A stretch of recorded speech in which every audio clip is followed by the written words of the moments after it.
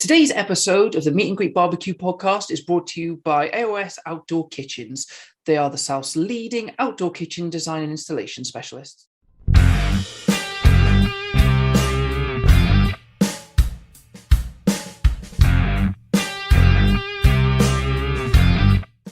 Welcome to another episode of the Meet and Greet Barbecue podcast. Today we are talking with Jack and John from Smokey Oak BBQ. These guys make the most amazing offset smokers. So without much further ado, here's Jack and John. Hi, John. Hi, Jack. Thanks very much for joining us on the Meet and Greet Barbecue podcast. Great to have you here for it. Please introduce yourselves. Tell us who you are. Jack. Yeah, the guy that does the welding, building the pits, and chops a lot of wood. Mm-hmm. Yeah. Official wood chopper. Yeah. John, do a lot of the operational stuff, so website, order fulfillment, organising people, my favourite bit. Mm-hmm. Yeah, anything like that, and also enjoy splitting wood. Split 7 tons, I think, on Saturday. Mm-hmm. Wow. Yeah, fitting the doors is the only bit I can do. Oh yeah. Fitting the doors after they're sprayed. So yeah, it's my job. Yeah, that's I can't do it on my own, unfortunately. So tell us more about Smokey Oak BBQ then. I suppose as a business, where did you guys start? How did it start? And Started where you are now? So 2018 was when it was set up as a business. We've been friends over 15 years, maybe longer. Jack was best man at my wedding. That was 11 years ago. We started out as a catering business. So Jack came with me to Texas in 2017, saw some pits and was like, yeah, I can build that. So built a 500 gallon. Yeah. Then was like, well, you can't have a big smoker if you haven't really got a catering business. So we just decided to do it. We did a couple of years of festivals, like Metopia, all local ones, things like that. And then COVID hit, so there was no festivals. We were left with about 20 tons of wood, which we had ready for that. So we decided just to do meal kits for people. Then a few people, in 2020, the explosion of home cooking, everyone's like, I want to cook at home because I'm stuck here. So people asked us, could you build us a pit? So we were like, well, I think so. So we did. Yeah. Started off just doing home pits, and then done bigger ones. We've done 400 or 500 gallons for people. Yeah, various ones. Craned one in, 200 gallon in Wales. A lot of home cooks, a lot of guys trying to do what Wilson's does, but they have the 130 at home and do a sort of curbside collection. That's quite popular. Yeah, built the vertical smoker with Matt Burgess. His idea, he came to us when we were at Black Deer Festival with this idea of this hanging kind of style smoker, which initially wanted to kind of put in a restaurant, build a whole kind of restaurant idea around this type of cooking. We looked into it, and with like a gas assist kind of thing, and it was just too much red tape and just way too much for us to kind of do. But with the kind of short discussion I did have with him, I kind of like the idea and the overall kind of way he wanted the pit to work. So we built him that, and you only got I've got a vertical, and I've got one of my friends bought one, really easy to use. It takes up the same amount of space as a Weber kettle. A lot of people's complaints with offsets like, it's 2.5 meters long. So well, use a vertical. You get a different type of bark. You get quite a lot of capacity in there. I mean, Matt was feeding over 50 people with it from that size, which you couldn't do on a Weber. No, because it's got the tiers. And you get a slightly different flavour profile as well, because it's a bit more kind of direct heat, because the fire's underneath, and it's kind of goes to its diffuser, and then kind of the smoke comes up through it. So you get a slightly different flavour profile as you would compared to an offset. So and the offsets, we've worked with Wilson's Barbecue, Dave there, extensively on tweaks and things. He's had 130 gallon, now he's got 300 gallon. We used to do the cooking, the master classes with him. So he comes up with something like, I want a charcoal management system. So, okay, can make that for you. Work with him to do it, and then now everyone that's got one's like, I want one of them too. So we've also designed a damper. We've redesigned that again just recently. So we're constantly trying to innovate and change. We're not just saying that's our pit, that's it. We're going, we're going to do stuff. We have to be a bit careful because we don't want to get copied by everybody. So we just try and keep some of it. It's to people that have got pits or are in contact with us. We don't post everything online. Yeah. So just out of interest, then, you mentioned obviously you both went to Texas together, and you saw some pits, and Jack, you went, yeah, I can build that, no problem. Have you done anything like that before? Is it just No, I'll give it a go? no. The initial one, I had to get a welder friend involved to kind of. It was my idea and obviously my kind of design, essentially. But yeah, I had to kind of get him involved to give me a hand, and then it kind of got a little bit unreliable, and we wanted to kind of push the business, and we were kind of reliant on him. So then we decided that, you know, the only way to do it is for me to do it on my own. So spent a lot of money. Spent a lot of money and a lot of equipment to set up, and taught myself to weld, basically. So no kind of formal training, just picked the welder up and off I went, kind of thing. So then we've upgraded equipment. Any money we ever make, we end up not paying ourselves profit. We buy more equipment. Yeah, it tends to be the fun part. I mean, we dreamed our log splitter. Me and Jack used to sit dreaming of purchasing it, and we're like, oh, I just really can't wait to have this. And then we were like, right, we've got enough money now. That's when we were catering still, right? Yeah. Because I was like, we need logs, we need to get, we need to do our own, because obviously the wood is a big cost. So I was like, we can do it ourselves, and I had done, but with a smaller electric splitter, and so we finally upgraded into that. But yeah, it was a real workhorse. Yeah.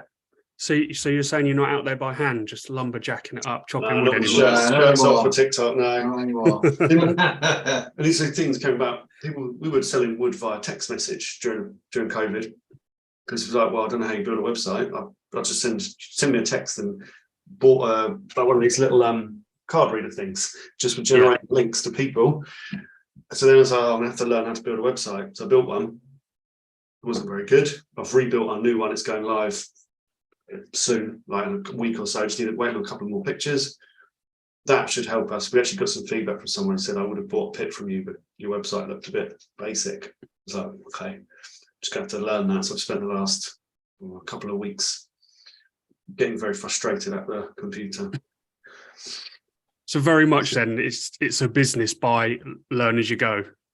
I'm a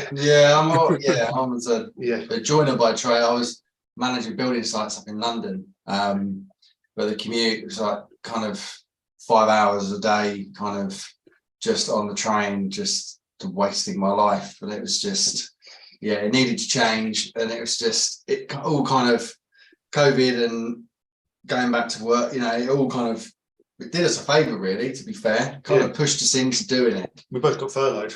Yeah. So I'm a supply chain consultant. I'm a supply chain consultant for a manufacturing business. So often you go around to different sites, seeing what they do, implementing process improvement. So it's happy days for me to sit and do this. We are polar opposites in the way we work, but we have clear splits of who does what. I'm never going to pick up a welder. It's not going to happen. Jack's not going to go on the website and do anything. It's just, we've got a real split. Yeah. But that's how a good partnership works, right? Yeah, there's no point trying to tread on each other's toes. No, but 9 times out of 10, well, probably 9.9 times out of 10, we agree on the same thing anyway. Like, if a question comes up or something, we'll both say the same thing. Like, neither of us are shy about. No. Yeah, same. Like, we have people ask us for things. We're like, we're not going to build that. We don't. A lot of people say, "Can you copy a chug box?" No. Like, if we do anything, we want to do it with our own spin. We don't. Just not in that business of copying other people. We did the tortilla press as a request, but I messaged him on Instagram, and he did put a video up saying, "Here is how to do it." Like, he literally handed it to everyone, knowing he had a new redesign coming out. But we really don't like making them. No, they are. They're a pain in the ass. Yeah. But and another thing, we refuse matte black as a colour. Yeah. Just is a no-go. Like, we fully insulate our boxes, so we can essentially put any colour you want. So that's kind of something that we've done from the get-go. Yeah, not everyone's got to colour in yet. So that's what we do all the colour. We literally say to you can pick a colour, we will do it. We've had Sean, who bought 200 gallon, went this mad mint green, We've seen quite a few of them now. We've had Dave's got the sort of the steel blue. Mine's Texas orange, but did it differently because painted it first and then cut it all. So it does look different. But yeah, you can't very different. You can't paint. So we got asked the question at the demo we did a couple of weeks ago. Won't that wheel melt being so close to the firebox? No, you can touch it. So it's running, you just put your hand. It's not a problem. So yeah, fully insulating the whole firebox as well. Not just the sides and the top, but the door. All of that is important. Yeah, like it's, you know, a lot of people kind of say it's a fully insulated firebox because just wrapping a bit of insulation around the inner pipe, but that's not, you know, that's not fully insulated. Ours is like the back's insulated, the front's insulated, the doors, like it literally all is. When we took some readings when we were up at the shack doing the masterclass, and it was, I think the inside of the door was reading about 300C and the outside was just a touch, it was about 98, I think. So you can, you know, you can put your hand on it. It's going to be, it's hot, but you're not going to scald yourself. You're not going to burn that. And especially one of the big things is like safety as well. But obviously when we started, I did, my daughter, she was probably, I don't know what she was, two or three at the time. And that was, we had a semi-insulated box on that, uninsulated doors. And that used to terrify me because we used to be in the back garden. We used to run the 500 gallon, and, you know, luckily she learned pretty quickly that it got hot, but, you know, it's just one of those things. I was just like, I don't want to kind of supply a smoker that an accident happened where a child falls into it or whatever. Yeah, but we know now that it's fine. We were actually at a festival. We won't name who it was, but they they touched a non-insulated firebox door. Let's go to A&E. Burnt their leg quite badly. Wow. Yeah, because they just brushed against it and just didn't think. We're a bit casual now with ours because I don't worry, but I don't use any other pits. No, so the insulation is insane. Like the kind of the heat retention it doesn't let any of the heat out. Like we had the fire going at the shack for a good 3 hours, and you could hold your hand, physically hold it on the bottom of the firebox and hold it there, like, and it's not hot, it's warm, but the only heat that is just the heat transfer through like the ends and stuff. It's not like you don't get any direct heat off of it, which essentially just keeps all that energy and all the, you know, all the hard work that you've done to kind of maintain your fire is going the right way, and it's not just getting lost. So that's the other one. If you've got holes in your firebox door for vents and things, it's not fully insulated. So you can literally, if someone says it's fully insulated but they've got a hole in, well, it isn't. It's a more efficient fire. You just control it with the door. It's personally how, you know, Wilson's barbecue uses it. He is putting out probably the best barbecue in the UK at the moment. When you look at his stuff, if you look at Moberg's, Millscales, Primitive, the big guys in the US, they've all got the same. So I'd sort of more side with what's going right there than not. I suppose from an efficiency point of view as well, that fully insulated firebox, you said you had it going for 3 hours. Yeah, you know, that's more of a charcoal level, isn't it, necessarily, than wood, keeping it going for such a long time. We will start off with build a log cabin. So I tell people all the time, not just because we sell wood, but don't be stingy with your first bit of fire. Put like 10 logs, light it, and just let it burn. Once you've got solid coal, don't smash it up too much, don't interfere with it, but just put a log on and it will just run nicely. The amount of people that we've had see one, they bought someone else or used something else, oh wow, it'll sit for 45 minutes at 250. Or if I want it at 275, I'll just pick a bigger log up. You can tell what it's going to run at. Dave is fastidious about temperatures. So he keeps it within like 5 degrees Fahrenheit or something stupid. Like if you've got the time to sit there and manage it properly, they're so easy to use. And I think that's what puts a lot of people off offsets, is that they buy a cheap one. Like, the first one I ever bought was a cheap Landman offset, 0.5 mil thick steel, and you know, to use it right, you know, you had to leave the firebox door open, and you could run it on logs and just letting some of that direct heat out and stuff. You can do it, but it's a chore and it's not something that's easy. You know, we had someone that bought, they spent it was at the offset masterclass, he spent a couple of grand or $2.5 on the smoker. And even though we weren't really managing, we were kind of hot and fast in it. You know, we were all kind of busy doing other things. We weren't really paying much attention. He turned around and said he was amazed at how like consistent it was and how easy it was to run. It was just literally, we abused it really, didn't we? It was first run out, and it was. They look really nice when they get delivered. Oh yeah, and then as soon as they use them, it's just great. I get a little bit obsessive over no scratch, nothing. It has to be perfect when it's delivered, showroom quality. And then once it's first fire on it, it's fucked. It's ruined. Like the paint would just. It is what it is. It also explains why. So some people have sort of challenged and said your prices are pretty steep, but when you're explaining the firebox, it's one piece of 6mm, another piece of 6mm, the 8mm pipe, another bit of 6mm, another bit. This all adds up. Plus, then the time to put all that together, it could take a couple of days just to do one section. The firebox is a good couple of days really with the door and everything else. It's just not.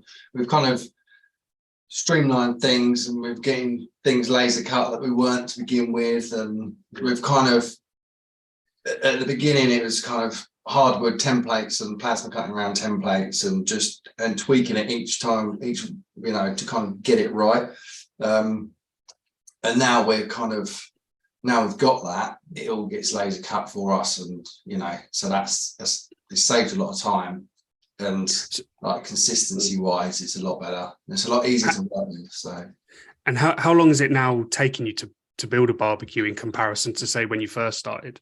Well, the first fun was when we did the costing. 5 days I can do that. It's like, okay, it's actually 10.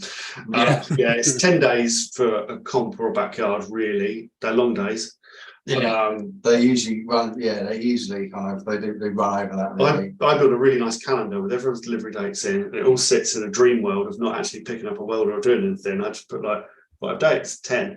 Yeah. Reality then comes in of, I don't know, we've got some real bad in January with that weather. That cold crippled us because you can't paint. You're trying to use heat resistant paint it was -4 in the unit. Yeah. We work out of, it's an old cowshed.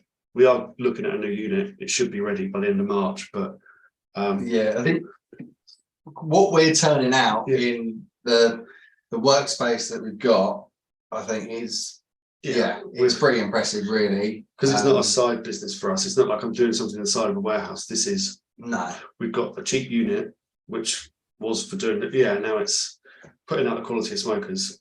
Yeah, I'm happy. Yeah, we sent one to Reunion Island, didn't we? Oh yeah, so 6,000 miles away. A guy messaged like, I really want to buy one of your smokers. Can you export it? Well, I've never exported anything, so that'd be a learning curve. It was fun, learning paperwork and customs declarations, and luckily we've got a really good company down the road that just assisted with it. Because I was going on holiday the day it was packed. We got surprised 2 days before. It needs to be a heat treated crate. You can't send to an island in a normal pallet. Oh. How much is a heat treated crate? 500 quid. Oh, right, good. So luckily the guy was understanding and said, I'll pay. Wow. We've exported something to America. We sent the tortilla press to someone in California. Yeah. They didn't want to wait for the Chuds press, but like, okay, it's going to cost you more in shipping than it is the product. I want it now. Pay for air freight. And then we exported to Ireland, which because of Brexit was house, it was all these declarations and it was couriers and hauling it. Yeah, that's one of the most stressful bits, getting it there. We don't like to put it in the hands of someone else. No, like the one that Reunion Island one, they dropped it basically because the kind of obviously the firebox is very kind of like a one-sided crate, and I think obviously because it's been on and off, unloaded God knows how many times.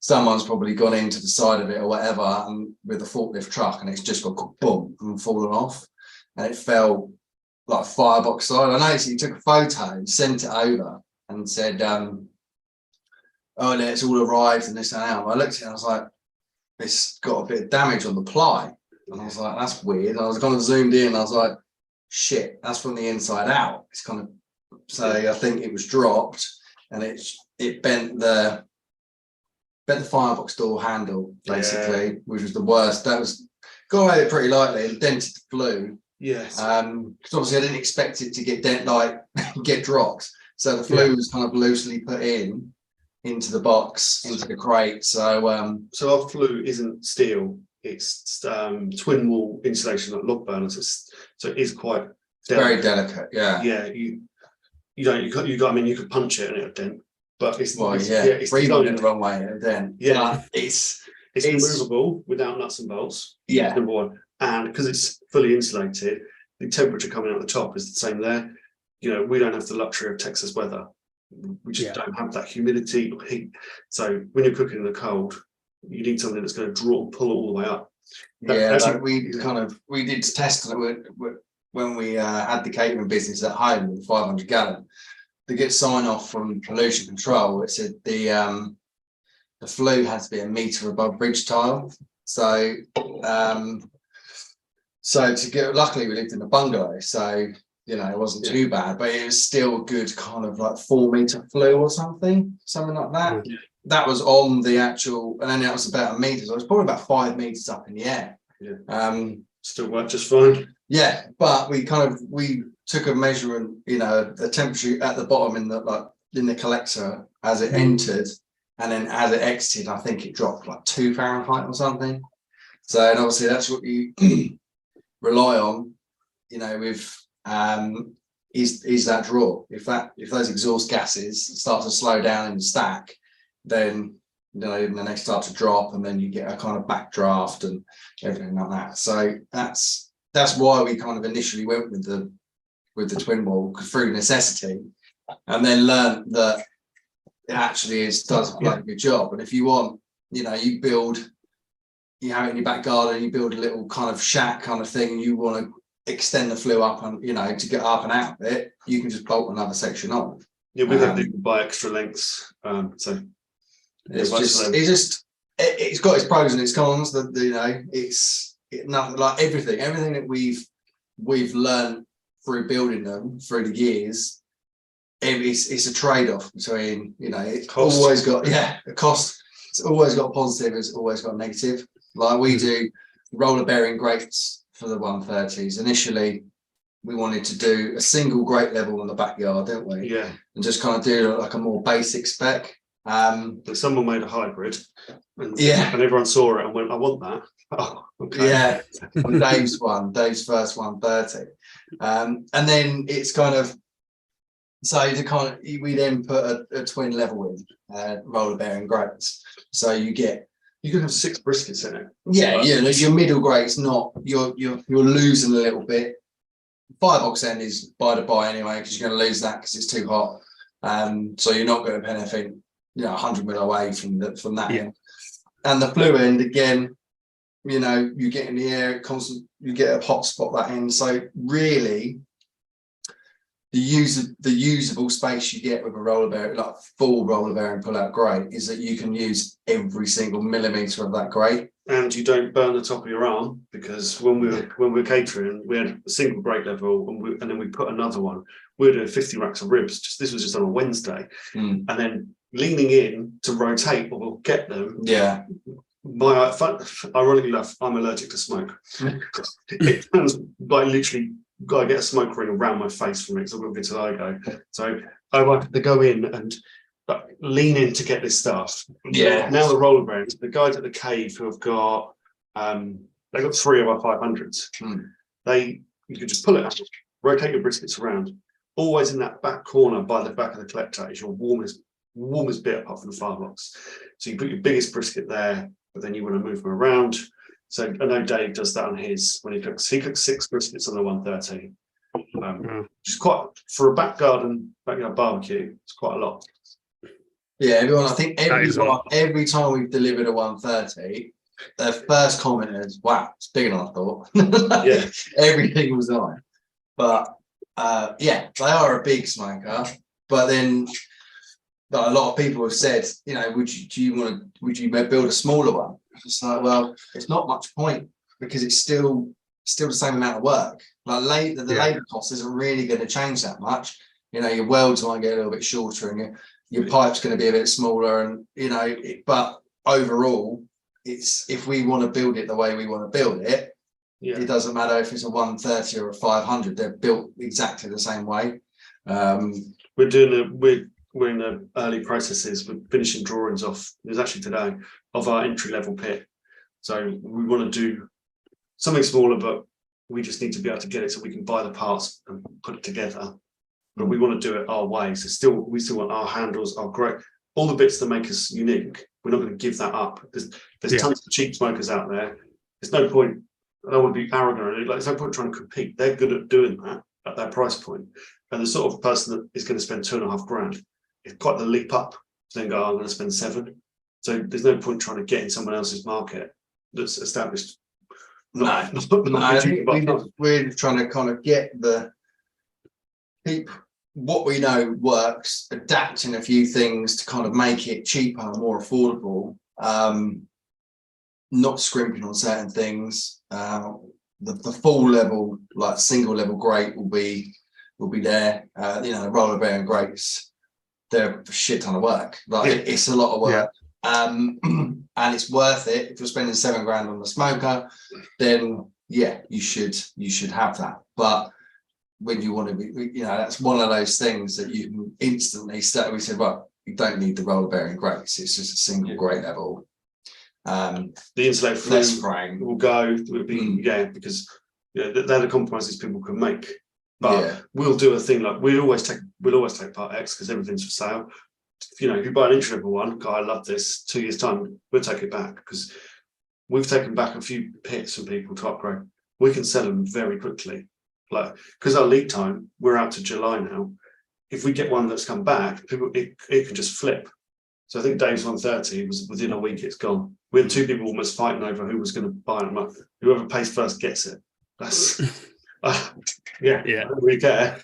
But the entry level one will be good. It'll be nice. It will be kind of, it's something that we didn't want to rush in to do, kind of thing. We've been asked like day one almost, like, you're going to build a smaller, cheap one. It's just like, no. And now I think we've got to a point where we know what we know now. We know what works and what doesn't work, and what we can adapt and change to kind of to get where we want to be, which is a big thing because I'm not prepared to compromise on like fundamentally how it works. It should still be an awesome smoker, just at a cheaper price point. Well, I think if you start compromising on build quality, then it doesn't matter how cheap it is. You've compromised who you are. It's got our name on it. So that's what we kind of, it's like the roller bearing, not the roller bearing, but the roller handle. Roller oak handle, that's something that we kind of initially that failed. The first one was a good kind of win later on when you ask us what doesn't work. The last possible place. Oak handle snapped at me in the middle of Metopia.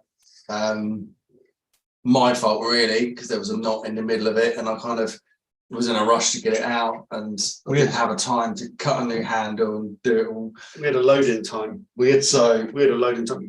Tobacco Dock are militant about loading in. You get the time, like, you need to be here an hour. We had 4 pits to unload.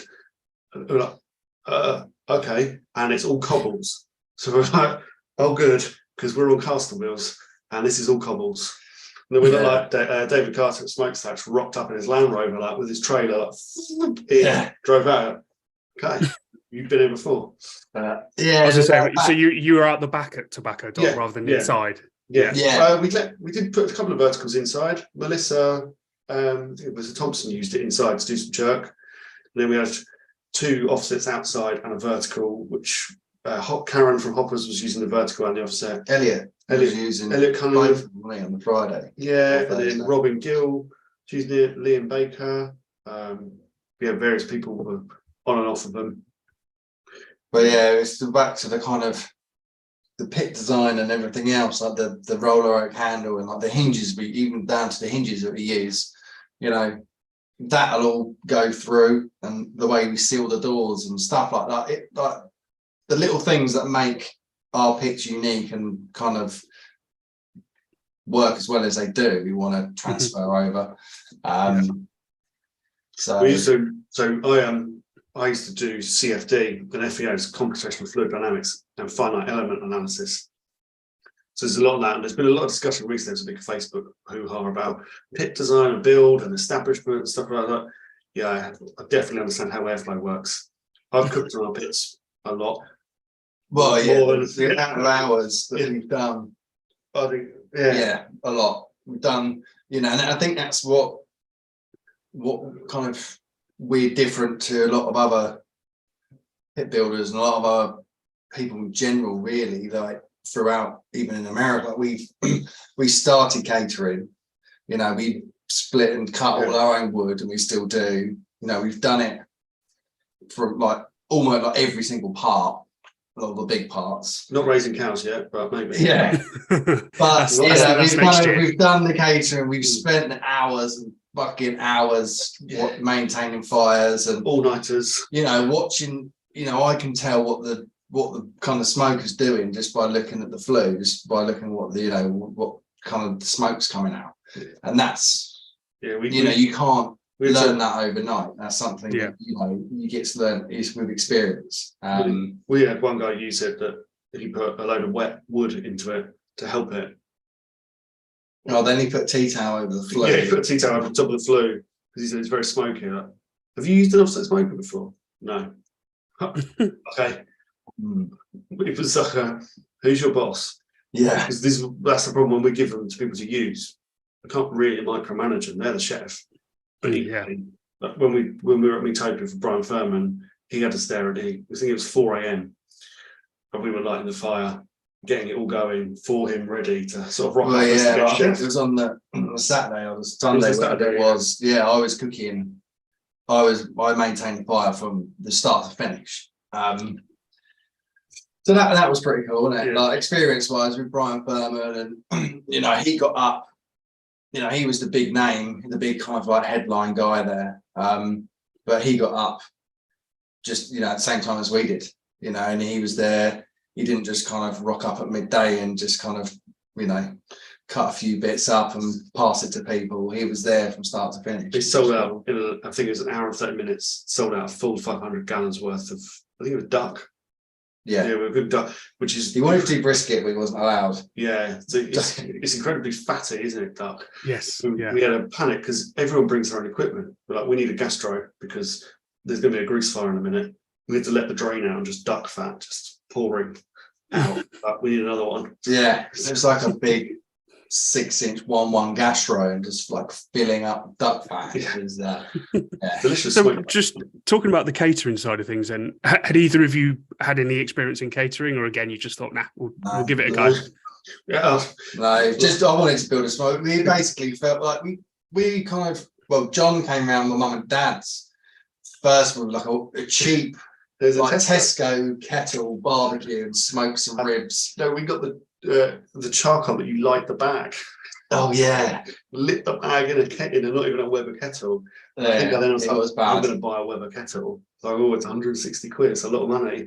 And then I remember saying £500 on a char griller thing. Like, this is going to be great. It wasn't great. No. Maybe it's my brother.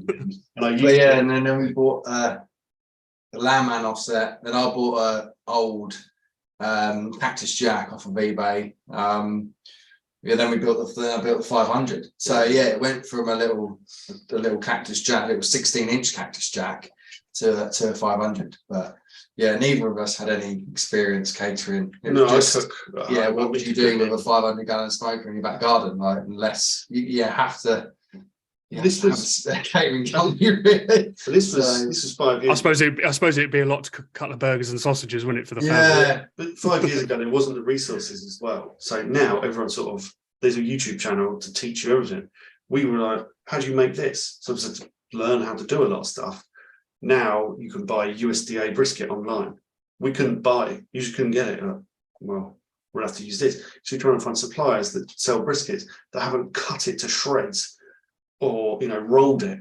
It just wasn't. You couldn't go to a local butcher. Like local butchers, all kind of just absolutely waste of time. So we managed to get RP Meats, like a local wholesaler. So we used to get pack of briskets from them, but they're all Irish ones. So they're all grass fed, zero fat, Yeah. no fat cap at all, really. And we had a few that were kind of turned out okay, but you couldn't really do sliced brisket with it. You had to do chopped because it just didn't have the intermuscular fat to kind of keep it moist. So it was just, you know, it's like cooking a lean bit of steak for 10 hours. Like, you know what I mean? It's just, unless you've got that intermuscular fat, it's not going to be great. So, and even in the catering, there's so many hidden costs that people are like, I'm just going to do this, which is what we did. And I'm a cost and detail person, so I have a spreadsheet that even we did logs at the weekend.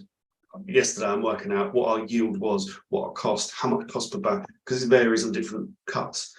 We're looking at, why do we spend so much money on black pepper? Black pepper is really expensive. yeah. Latex gloves during COVID, latex gloves were from like I think maybe £2 for a pack of 100, 10 quid.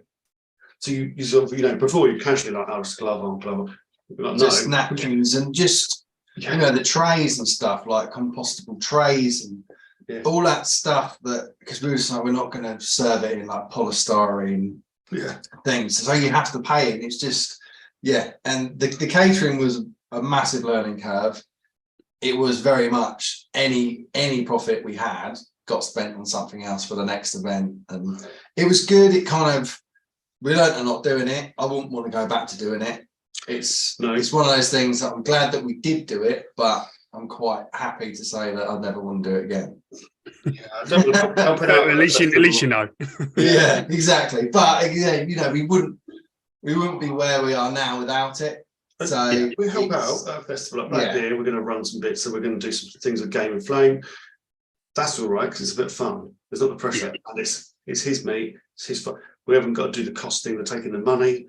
You know, people are like, what's brisket? Okay. What's a taco? I think we had things where we put samples on the front of our counter and someone walked to show you what it looked like. Someone picked it up. Just started eating it and been there for about 4 or 5 hours. I was like, what are you doing? I made chili and the guy went, it's really spicy. Yeah. It's called chili. He just is like, it gets you mayonnaise, you like, squeeze it. And you just see that's cost. Yes. In my head, I'm like, what are you doing? And then you get to an event and it absolutely pisses down and there's like no one around and it's just, you know, we were a small outfit. You know, when we went to Black Deer, next to us they had like truffle burgers where they were an absolutely massive thing, like big setup, and they were just dead the whole time. And I was just like, the amount of money those, you know, you have to pay to get in there, you know, and then the money you have to give away, you know, for the privilege of selling your stuff. It's just, it's just insane. And I was just like, we're done. We're quite happy doing what we're doing now. I think now we've kind of, it's been a couple of years of really kind of knuckle down grafting. Like this summer is a bit more kind of like trying to do little events and doing the masterclasses and just trying to enjoy the weekends now by just kind of, because we've done the graft. I mean, now it's time to try and enjoy it a bit more, I think. If you've been looking or thinking about an outdoor kitchen, then look no further than AOS Outdoor Kitchens. They are the South's leading outdoor kitchen design and installation specialists. Their extensive showroom is based just outside Bournemouth on the Dorset-Hampshire border, and as well as numerous in-store displays, also features a live outdoor kitchen where they cook every week on Kamado grills, pizza ovens, and all filmed and shown on YouTube. They offer a wealth of knowledge on how to transform your patio into the most incredible outdoor dining area with styles and options to suit every budget, and you can guarantee they will be able to create something perfectly suited to you and your home. They stock and supply everything that you're going to need for outdoor cooking, including barbecues, Kamado ovens, pizza ovens, outdoor fridges, and every accessory that you would need to become the ultimate outdoor chef. So if you want to make yourself the envy of your friends and neighbours, get in touch with them today to arrange a consultation and take the first step in transforming your back garden into the most incredible entertainment space. Visit aoskitchens.co.uk. Yeah, so you mentioned about a masterclass. It was at Shack MK, wasn't it, a couple of weeks ago? Although when this comes out, it'd have been a little while ago. But it's July. Oh no, it's February 4th. February 4th, Yeah, we got another one booked for July 8th. It's the third. That was the third one we've done with them. So the sort of the format is 20 people come. We cook racks of ribs, trim brisket, make sausage. The turkey's pre-brined because it takes 24 hours. So smoke the turkey. Then we do a little bit in the middle. So I've done chili before or shown banana pudding. Then we go through sides. So Dave does his pickles, his sauce, his corn. Pit beans. Yeah, and then we just work through plating and showing cutting and slicing. I still see it now. People slicing a brisket. I still see restaurants where they just cut down the length. No, please. You've spent so long doing it. Learn where grains are. Even in turkey, and ribs as well. You know, you spent 6 hours smoking it, and they turn it over the other way so they can see the bone. That lovely finish you've got just gone. So yeah, Dave sort of goes through how it works. Do Q&A on fire management. That's always popular. Wood, so like selection. So we're the amount of wood we've handled, tell by feel. I can pick it up and go, that's going to last a long time, or that's just going to burn. So just explaining that to people and general tips, questions, whatever they want to know. And then we send out a thing at the end of, here's everything you've learned. Yeah, I think, it's an offset masterclass. It is essentially all cooked on an offset, but I think the majority, like 90% of the people that come on it haven't actually got an offset. Yeah, they've got like a big green egg or whatever else. They just want to go there but mainly to see Dave and see what he's doing, because what his attention to detail and what he's doing, like there's nobody else out there doing what he's doing, like consistently, like time and time again. Like he's just on another level. His day job's a compliance manager, so yeah, that's the sort of detail. Yeah. So like, we're lucky that we first met Dave at a Pro Smoke event, and Oliver just imported the Franklin pit, and the Dave actually bought. And Oliver was up there with a couple of Cactus Jacks, and we took up our 100-gallon, and we did a few like tests and stuff, just comparing them, just for kind of just to see where we're at, because it was our first 100-gallon. We're just like, we just kind of measure the airflow in and airflow out and see kind of what on paper what actually how it's drawing and stuff. And they're all pretty similar, to be fair. And then we kind of spoke to Dave after that, and he started his curbside collection stuff and was struggling for capacity. So he just said, we had a 100-gallon just sat in the lockup, not doing anything. So we were just like, well, we sent that up to him, so you might as well use it. It's just sitting here doing nothing. Which then he kind of managed, his capacity went up, so he could actually start making some money. That's the thing. And then it was just, and the feedback we were getting from him is kind of invaluable. Like when I'm all day welding and stuff, and John's got his full-time job, like we haven't got time to sit and cook as well. And you can't do both. And if you want to progress and you want to kind of keep upping your level, you need that feedback, and you need to know what works and what doesn't work. And Dave gets into like adding 100 mil extra bit of flue to see the result on the draw of the smoker, and it's little bits like that we haven't got the time to do. That is why he's so kind of valuable to us, and why we've kind of looked after him. We built his 130 was built for him, just to have and to use. And then again, he got to a point where he's struggling for capacity, so we built him a 300. So for the right people, I think his garden's full now. Yeah, for the right, we've given him that pit essentially to use indefinitely. The same as Matt Burgess. If someone's comes to us with an idea, or shows that they're doing top level barbecue, we'll build them a smoker for no charge. But if we can get the feedback, but then we do classes with them and other bits, so we're just going to collaborate. The amount of people that have bought a 130 and literally said, I've bought it because Wilson's uses it. Yeah. Okay. I think everyone, great. Literally every person that's bought a 130 has referenced Dave in his videos and stuff like that. So annoyingly, he's got the 300-gallon now, which we can't get. The tank's like a really odd size. and it's we've got 500-gallon tanks, 1,200-gallon tanks. They're easy to get. 500-gallon tanks, very straightforward to get. Horrible to process because they come. It's not like the American ones where they've got that lovely patina. The ones here have got this coating on. Sandblasting doesn't even take it off, even with the highest grit. So it is literally me and Jack sat there. It takes us a full day with, I think, 20 grinding discs of just grinding and grinding. Come home covered in green fluff. Goodness knows what we're breathing in. it's not nice. Yeah, it's not a fun day It's not at a all. fun day. It's a solid day. Yeah. And then it's got to be sandblasted after that. So it's not Exactly. even like you just get away with just doing that. It's you've got to do all that and then get it sandblasted. So We're lucky our new unit, our sandblaster's moving into the unit next door. So he's always flat out, and trying to get hold of him is sometimes very difficult. Now we'll be next door. I think he even said you could use it. I just want to circle back to what you were saying about getting that feedback. Yeah. And you were saying, the things that are going well. yeah, I want to focus on the things that don't go so well. What about from your catering days? Was there any kind falling of asleep. fails? Yeah. Falling asleep, cooking a brisket, drinking too much beer, cooking a brisket. Drinking too much beer was always our downfall. Not being at home when the delivery of briskets is there. That was not a good one. When your ex was a vegan. Yeah, ex So was a vegan. that wasn't good. And the briskets turned up, and one of the vac seals had split, and it was just juice. But that was not a good day. Fall asleep, maybe. Although now, well, that's quite good news for me because I don't like her. Yeah, falling asleep is always the one, because you start out with the best intentions, putting it on, and then by 3 a.m.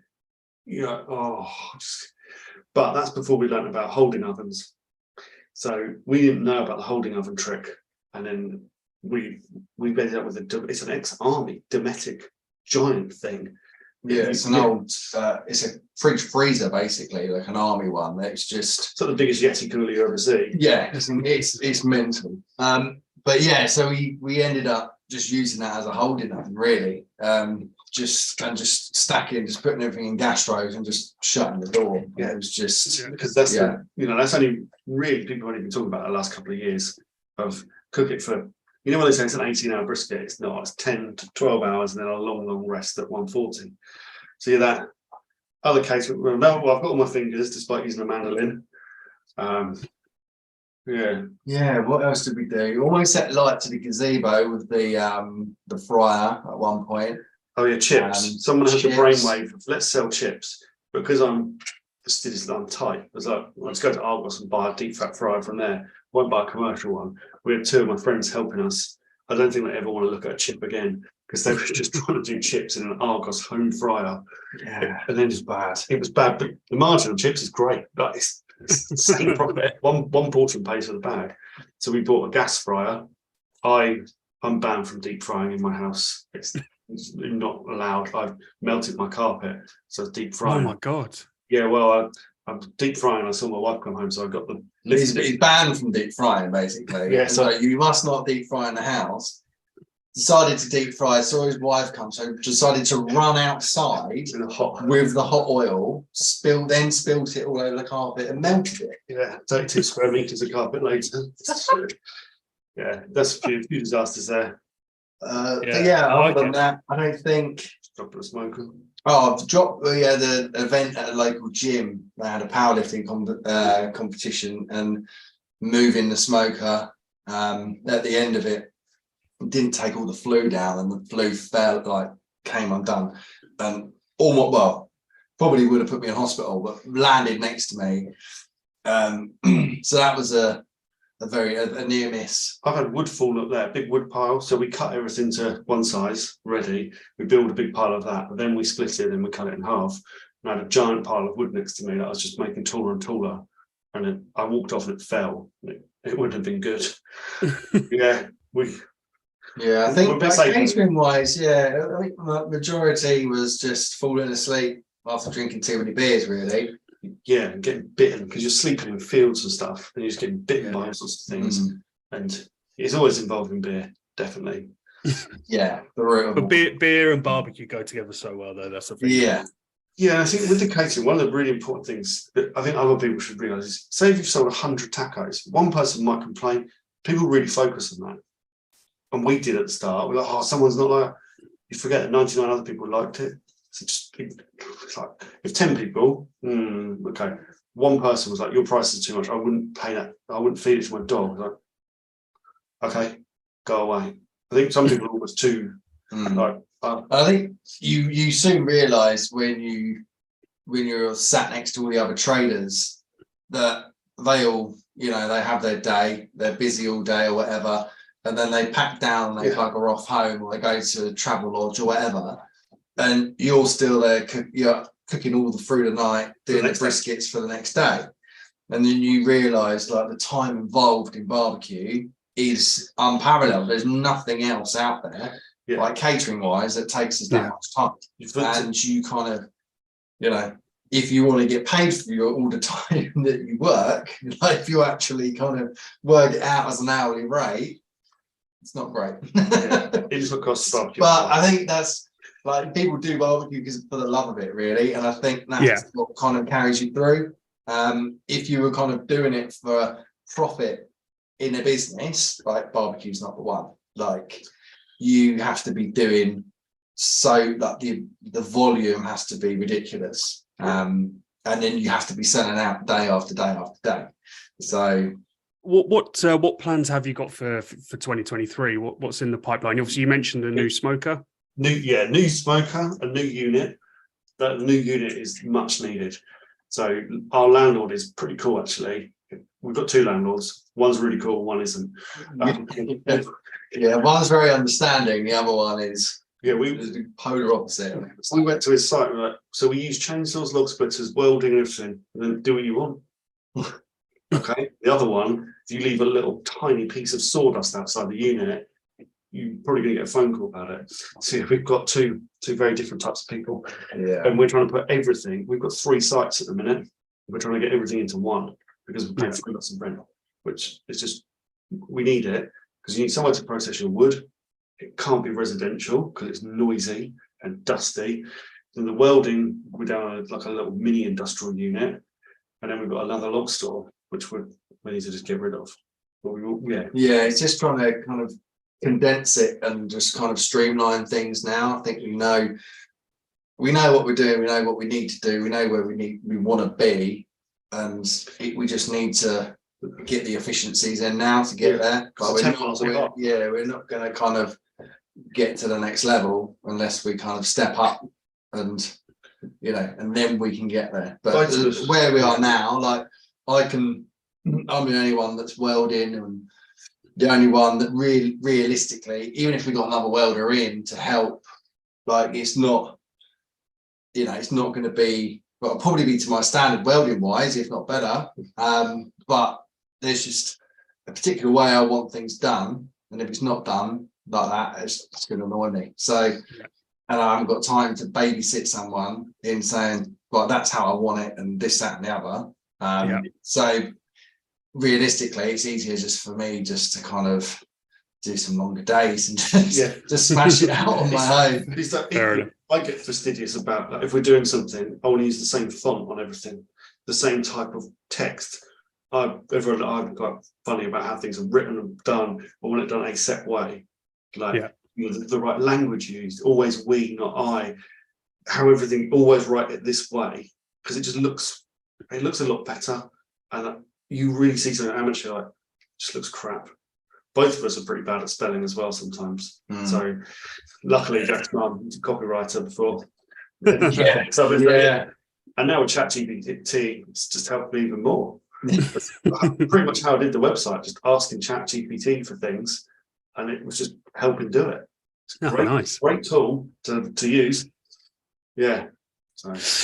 Well, I think what we should do is sort of round things off with our barbecue bingo challenge. Barbecue Bingo is brought to you by Lumberjack Food Company, your ticket to Flavortown. So I'm going to share the screen. Right, hopefully you can see our really high-tech spinning wheel.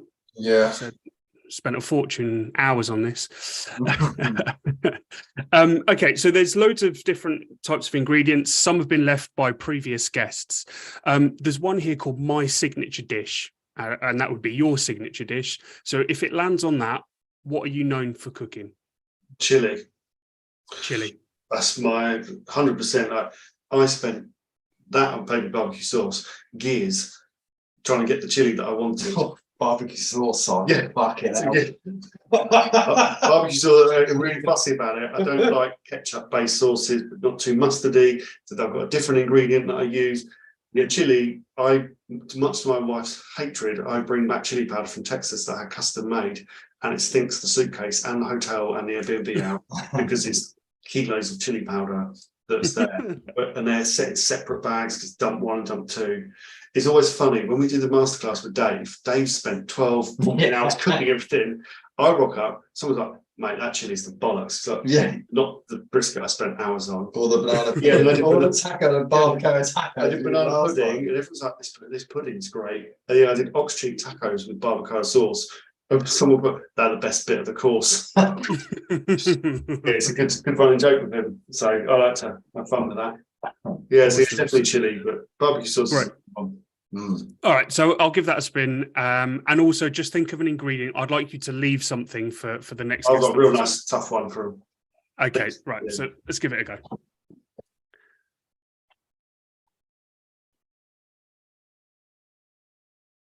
Oh, turkey mince. Delicious. That's probably more of a Well, We have a winner. What are we going to do with turkey mince? don't know. It reminds me of Ron Swanson in the Parks and Rec, where the other guy says, "Oh, I can make a turkey burger." It's like, no, yeah, turkey mince. it's not a great one, is it?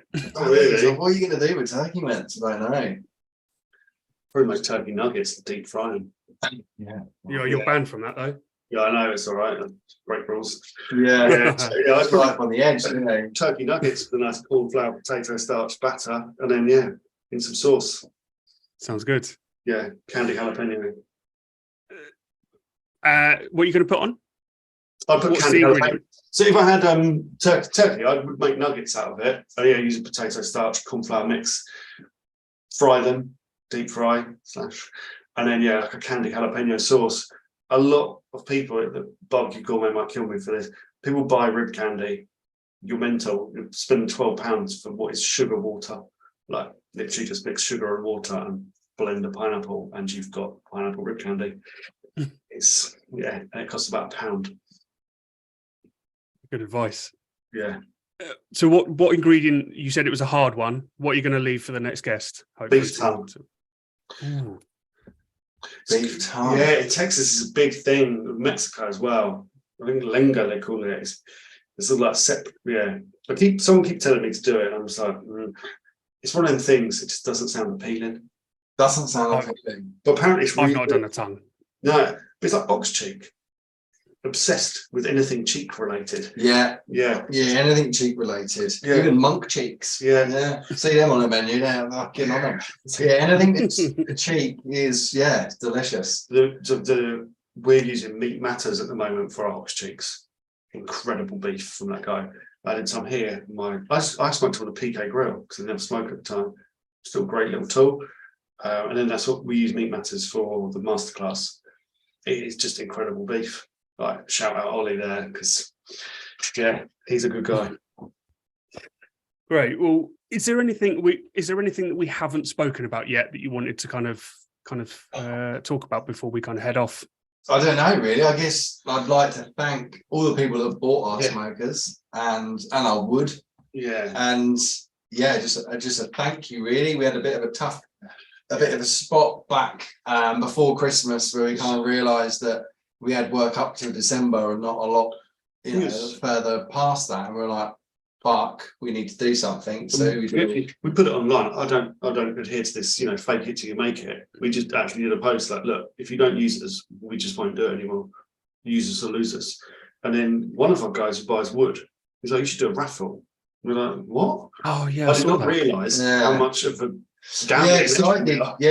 It does it. I used to do the power tool raffles, and when he said about it, I was like, why don't I think of that? So yeah, we set that up. I put it sold on. out within, what is it, 23 hours. 23 and a half hours. 300 tickets. One guy bought 15, another guy bought 10. One guy, James Brace, bought 1. People messaging, can I rig it? You're like, no, that's why we use an external website. We're not going to rig it. They take 10%. So we had to put the price up to cover that. So then we're like, oh, we'll do another one. Another guy bought, I think he bought nearly 20 tickets. He then bought a pit from us because he just wanted one. Yeah. And it was Dan at the shack won it, and both of us went, yeah, we're like, oh, fuck's sake, why did he have to win it? yeah, everyone's going to shout fix, fix, fix. But we didn't, no one did, to be fair. Yeah, Luckily, and yeah, deserved it. He's backed us, you know, he helped us with the first one, bought the same amount of tickets. I think the shack. So yeah, I think the biggest thing really is just a thank you to all our customers, the shack past definitely and present, really. Yeah, I mean the guy we got our wood from, he's a really good guy. Harry, he helps us out massively. Holds our prices and stuff. We've got some really good guys we're working with. Some can't really say it like that, but they're helping us with price and things like that. Yeah, and definitely both of our partners, because we spend more time with each other than with them sometimes. Well, yeah. My son starts going, "Where's Daddy?" With Jack. With Jack. Yeah. So tomorrow we'll be together. Brilliant. And for all those new customers that are hearing you guys talk about you as smokers for the first time, where can they find you? SmokeyOakBBQ.co.uk. Instagram is at Smokey Oak BBQ. Same for Facebook. Best thing is email us. It's all on the website. There's contact form. New website will be live by the time this goes out. Mailing list. Yeah, mailing list that we do. Newsletter and stuff. So. Yeah, it's always best to email is best, because DMs you get lost in amongst the reaction emojis and all that stuff. Yeah, I can track emails. DMs it's a nightmare. And I don't know Facebook. So I've only got it for Smokey Oak BBQ, and he has to screenshot the message and send it to me to tell me to reply. Yeah. Well, it's been an absolute pleasure to have you come on and talk about. Apologies about the slight delay. No worries. Well, enjoy your weekend, guys, and thanks for coming on to the podcast. Chat to you later. Cheers, Right, cheers. Appreciate it. Thanks. Bye. That's it for another episode of the Meet and Greet Barbecue podcast. Thanks so much to the Smokey Oak BBQ guys. It was a pleasure to talk about their business, about their catering, where they came from, and just the level of detail they go into every single smoker. As ever, we want to hear from you. So if you can tell us exactly what you'd like to hear on the podcast, get in contact with us through our usual channels at Meet and Greet Barbecue Podcast on social media, meetandgreetbarbecuepodcast.com. And until next time, keep on grilling.